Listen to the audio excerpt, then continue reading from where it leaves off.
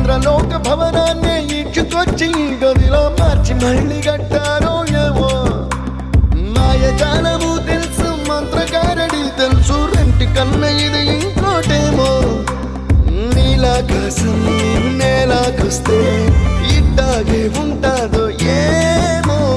ఈ సంతోషం దాచాలంటే హృదయాలు ఓ వంద కావాలేమో ఇంతందంగా ఉంటుందా ఈ లోకం ఇన్నాళ్ళు ఈ మనసుకి తెలియాలేదే పాపం